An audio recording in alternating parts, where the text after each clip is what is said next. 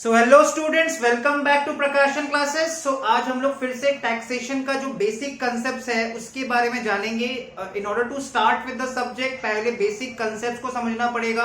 बहुत सारा basic concept है जो हमारा एक वाइड कवरेज देगा रिगार्डिंग द टैक्सेशन सब्जेक्ट, और उसके बाद हम लोग चैप्टर स्टार्ट कर सकते हैं। सो आइए स्टार्ट करते हैं आज का क्लास। आज के क्लास में हम कुछ बेसिक कंसेप्ट के बारे में समझते हैं। सबसे पहले क्या बोला जा रहा है, जो एक्ट के बारे में हम पढ़ने वाले हैं, income tax act. Income tax act किस नाम से जाना जाता है? इसका पूरा नाम है इनकम टैक्स एक्ट 1961। इसका पूरा नाम क्या है? Income tax act 1961। ये ऑल ओवर इंडिया में कवर्ड है। It extends the whole of India including the state of Jammu and Kashmir. जो इनकम टैक्स एक्ट है वो कवर करता है ऑल ओवर इंडिया को including the state of Jammu and Kashmir. और ये एक्ट कब से इन्फोर्स किया गया, कब से इसको फोर्सेबल बनाया गया, कब से ये लागू हुआ? From the 1 April 1962। तो तीन बात क्लियर हो गया। जो एक्ट के बारे में पढ़ने वाले हैं उस एक्ट का नाम है income tax act 1961।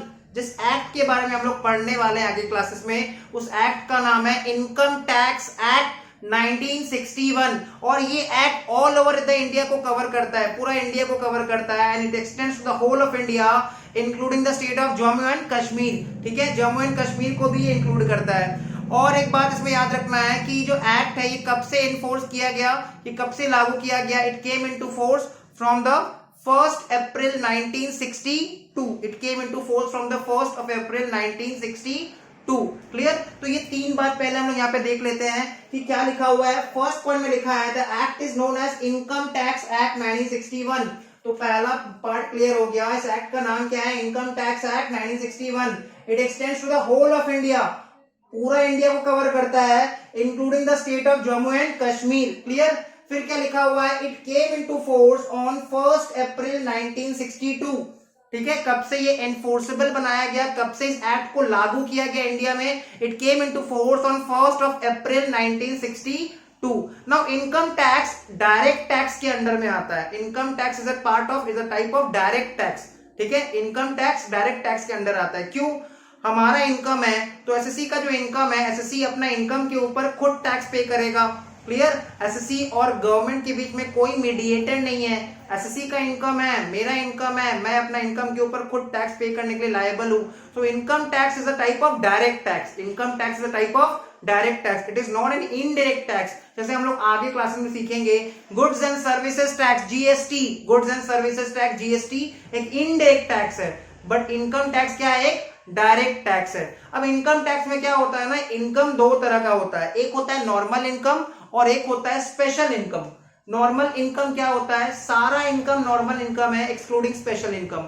All income should be considered as normal income excluding special income. तो हमको समझना पड़ेगा स्पेशल इनकम क्या होता है। जैसे देखो, जो कैजुअल इनकम है, जितना भी कैजुअल इनकम होता है वो स्पेशल इनकम कैटेगरी में आता है। जैसे winning from lotteries, crossword puzzles, lotteries का गेम खेले थे और पैसा जीत गया, winning from lotteries, crossword puzzles, gambling, betting, horse race, camel race, ये सब क्या होता है? कैजुअल इनकम होता है। क्लियर? तो जितना भी कैजुअल इनकम होता है, इसके अलावा अगर हमने कोई प्रॉपर्टी सेल किया है, long term capital gain, short term capital gain, ये सब भी क्या आता है? स्पेशल इनकम में आता है। ये सब हम आगे क्लास में सीखेंगे। तो दो तरह का इनकम होता है। एक होता है नॉर्मल इनकम जिसपे नॉर्मल रेट ऑफ टैक्स लगता है, और एक होता है स्पेशल इनकम जिसपे स्पेशल रेट ऑफ टैक्स लगता है। दो तरह का इनकम होता है, आगे क्लास में लोग सीखेंगे। दो तरह का इनकम होता है। एक होता है normal income which is taxable to normal rate of tax as determined by the finance act of that country. ठीक है, नॉर्मल रेट ऑफ टैक्स जो लागू किया जाता है, नॉर्मल रेट ऑफ टैक्स जो लेवी होता है वो फिनेंस एक्ट के अकॉर्डिंग लेवी होता है। ठीक है, और जो स्पेशल रेट ऑफ टैक्स है वो इनकम टैक्स एक्ट के अकॉर्डिंग होता है। जो स्पेशल रेट ऑफ टैक्स होता है ना स्पेशल इनकम के ऊपर, वो इनकम टैक्स एक्ट के अकॉर्डिंग होता है। तो नॉर्मल इनकम पे नॉर्मल रेट ऑफ टैक्स लगेगा, स्पेशल इनकम पे स्पेशल रेट ऑफ टैक्स लगेगा।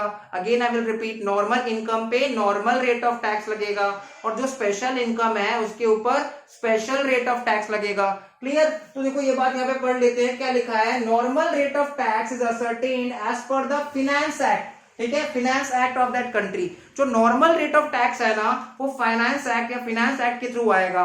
ठीक है, कंट्री का जो फिनेंस एक्ट है और ये हर साल चेंज हो सकता है। नॉर्मल रेट ऑफ टैक्स हर साल बजट के अकॉर्डिंग चेंज हो सकता है, बट जो स्पेशल इनकम पे जो स्पेशल रेट ऑफ टैक्स है वो किसके अकॉर्डिंग आएगा? The special rate of tax is ascertained as per income tax act. तो क्या क्या सीख लिया यहां से? पहला बात ये सीखा कि जो एक्ट के बारे में हम लोग पढ़ने वाले हैं उस एक्ट का नाम है income tax act 1961।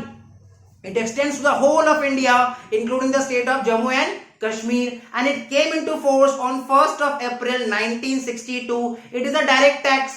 Direct tax है। इनकम टैक्स में हम लोग सीखेंगे कि दो तरह का इनकम होता है। एक होता है नॉर्मल इनकम जिसके ऊपर नॉर्मल रेट ऑफ टैक्स लगेगा जो finance act of the country determine करता है, बताता है, और एक होता है स्पेशल इनकम जिसके ऊपर स्पेशल रेट ऑफ टैक्स लगेगा जो इनकम टैक्स एक्ट के अकॉर्डिंग चलता है।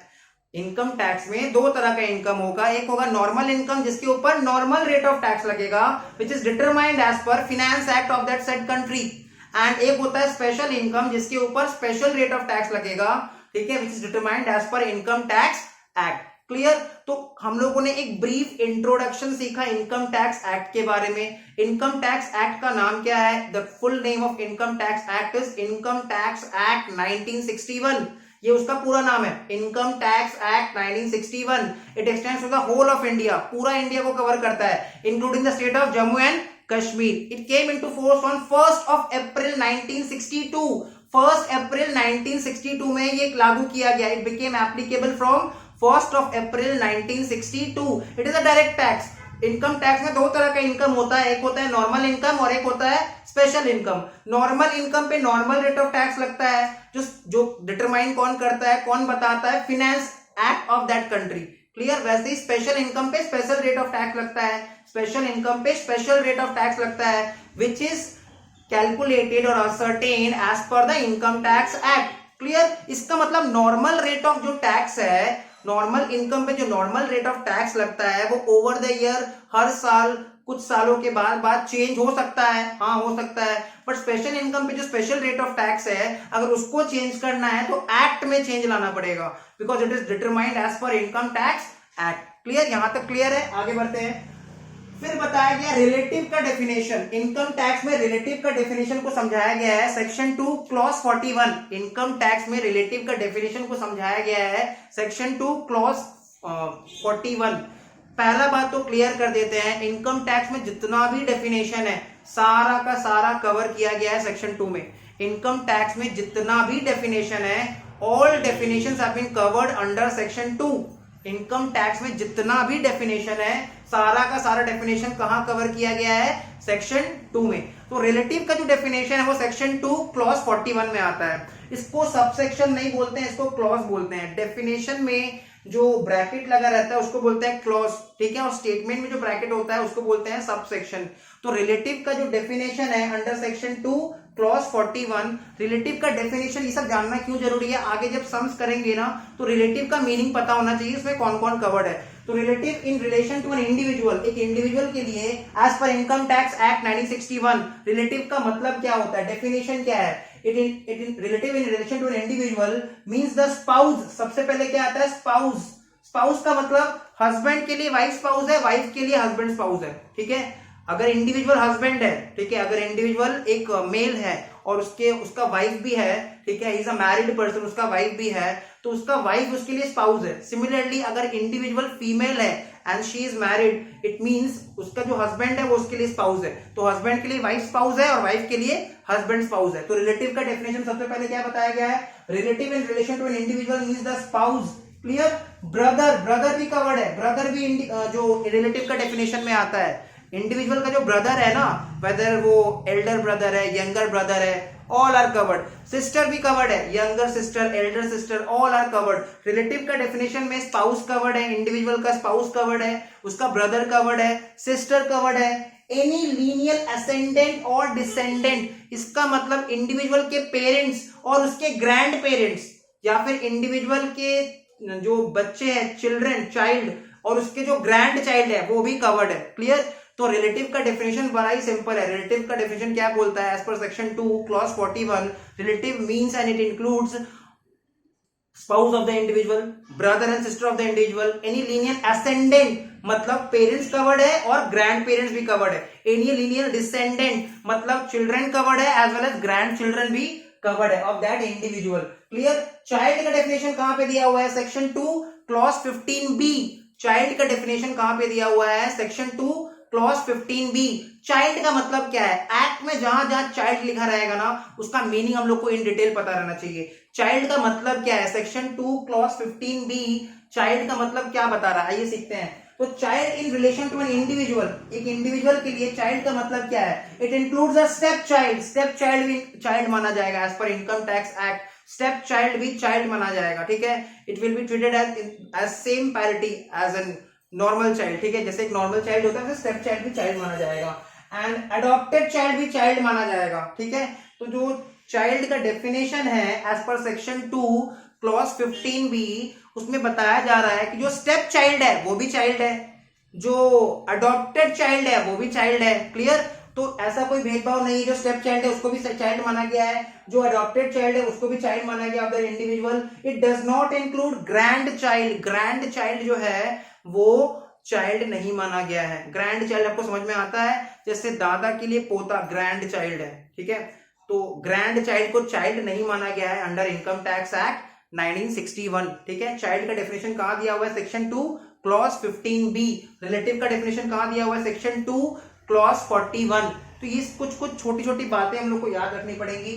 उसके बाद देखो इंडिविजुअल एसएससी को 3 तरह से सेग्रीगेट कर दिया गया है इनकम टैक्स एक्ट में। इंडिविजुअल एसएससी को, इंडिविजुअल का मतलब समझ में आता है ना, जैसे शाहरुख खान, सलमान खान, राम श्याम जोधू मोदू, ये लोग क्या है? इंडिविजुअल एसएससी है, ठीक है। तो जो इंडिविजुअल एसएससी है ना उसको 3 तरह से सेग्रीगेट कर दिया गया है, डिफरेंशिएट कर दिया गया है। पहला है सुपर सीनियर सिटीजन, ठीक है। एक individual SSC super senior citizen हो सकता है। Now what is super senior citizen?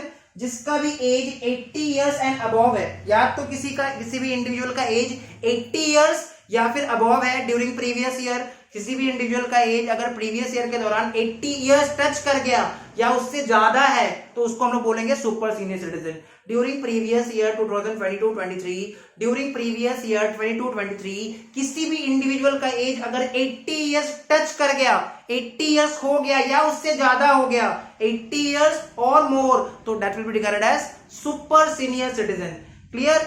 Next आता है सीनियर सिटीजन। सीनियर सिटीजन क्या होता है? किसी भी इंडिविजुअल का एज अगर प्रीवियस ईयर 2022-23 में 60 इयर्स, एटलीस्ट 60 इयर्स और अबव है बट लेस देन 80 इयर्स है, एटलीस्ट 60 इयर्स और above but less than 80 years, 60 years और above but less than 80 years, तो उसको बोलते हैं सुपर सीनियर सिटीजन। और जिस भी इंडिविजुअल का एज लेस देन 60 इयर्स है ड्यूरिंग प्रीवियस ईयर 22-23 उसको बोलते हैं अदर इंडिविजुअल, ठीक है। उसको हम लोग अदर इंडिविजुअल ट्रीट करेंगे। तो एसएससी जो इंडिविजुअल एसएससी है वो 3 तरह का हो सकता है। वो सुपर सीनियर सिटीजन हो सकता है अगर एसएससी का एज प्रीवियस ईयर में एसएससी का एज अगर 80 इयर्स और अबव है या फिर उससे ज्यादा है, या तो 80 इयर्स है या तो उससे ज्यादा है, उसको हम लोग बोलेंगे सुपर सीनियर सिटीजन। अगर एसएससी का एज प्रीवियस ईयर के दौरान, प्रीवियस ईयर 2022-23 में अगर एसएससी का एज 60 इयर्स या फिर उससे ज्यादा है, या तो 60 इयर्स है या फिर उससे ज्यादा है but less than 80 years, 60 years या फिर उससे ज्यादा है बट लेस देन 80 इयर्स, उसको हम लोग बोलेंगे सीनियर सिटीजन। और अगर एसएससी का age during previous year 2022-23 60 years से कम है उसको हम लोग बोलेंगे other individual. So that's it for today. मिलते हैं आपसे नेक्स्ट वीडियो में। Bye bye.